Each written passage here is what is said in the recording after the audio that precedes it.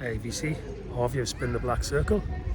Welcome back to another edition of Walking the Groove. I'm in the ancient cathedral city of Lichfield today, famous as the birthplace of Dr. Samuel Johnson, who wrote the very first English dictionary. Ancient city in Staffordshire. Lots to see here. If you've visited the UK and you're anywhere near the Midlands, it's a nice place to be, Lichfield. So I'll be wandering the streets a bit, and I might even on this Walk in the Groove venture into a record store. Let's see. So beautiful day to be in Lichfield. It's a cathedral city, Lichfield. You get a lot of these kind of Georgian townhouses. When was that built? 1510. That the Tudor of Lichfield, now a pub and cafe, was built. So yeah, beautiful place to be on a sunny spring day like this. So let's have a wander and talk music.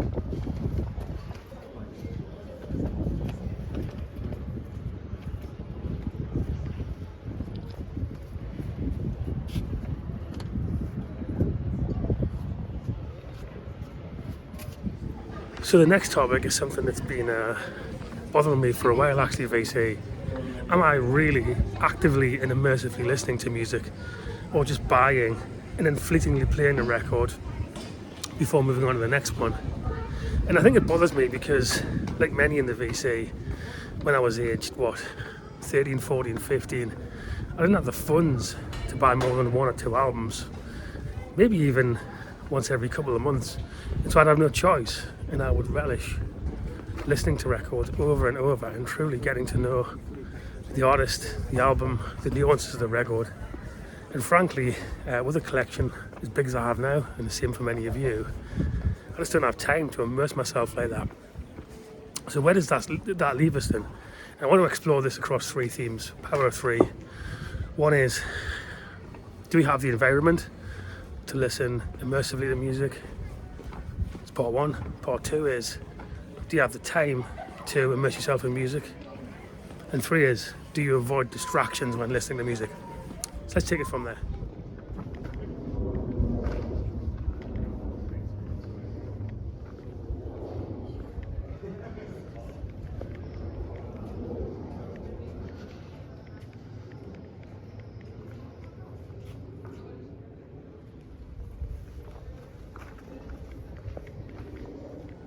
So let's start with environment then. So let's be honest, most of us are living with some sort of compromise on sound. Few of us have a perfectly rectangle bunker beneath the house with no windows, no family, no friends, and then 10 hours a day to listen to music in a perfect environment. And actually, we'd be pretty sad if we did have.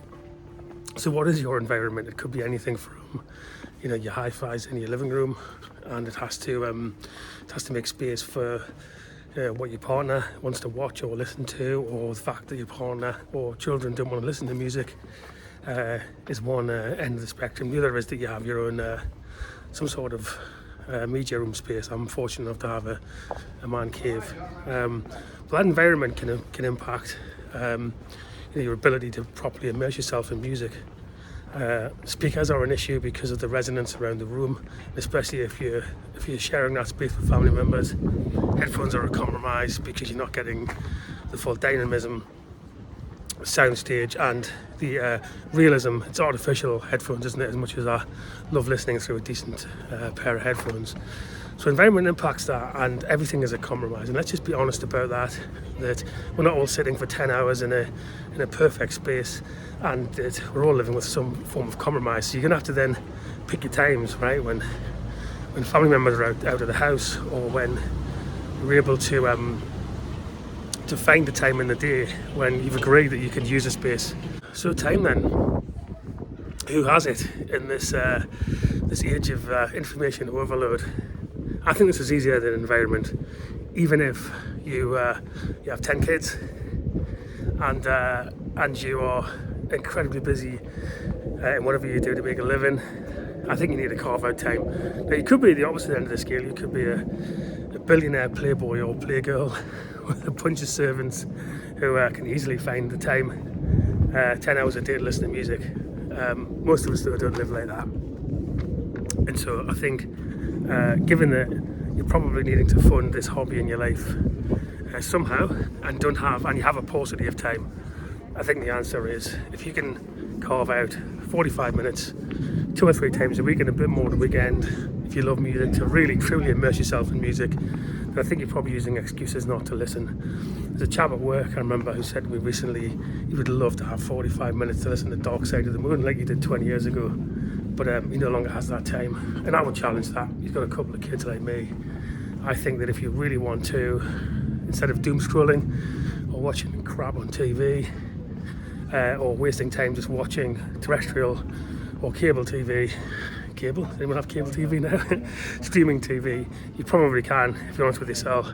Even in the busiest life, if you love music, carve out that time. So that's my challenge on that one. It's not as hard as environment, if you're really honest with yourself, but still hard. So finally, the very thing you're doing, VC, you are distracted. You are distracted watching me instead of listening to music. Maybe you put one of your RSD purchases on, turn the volume off, and you've started listening to me, right?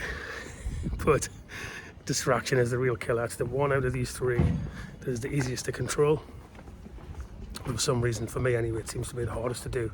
And how does that happen? Well, let me give you a couple of examples from last night, Sunday evening last night. And I put on Jazz Dispensary Top Shelf LP, Perception by Catalyst. So this is an album that requires immersion for you to listen to. It's not background music, it's funky jazz fusion. Started off, first track, I was really listening. Then I started reading about the band Catalyst. Got distracted by a message that popped up on my phone. Then messaged someone about how good Perception by Catalyst is. And by the end of side 1, I'm not actually listening to the LP at all, and end up starting it again. Realise I've done that, and then I put on something that's, I guess, easier to digest, which is The Stranger by Billy Joel. Easier to listen to. I was more immersed in that, definitely more immersed in that. So I started listening properly, but I had to be self-conscious enough in that to, I was walking by the river here, self-conscious enough to do that before I actually started to immerse myself fully in the music again.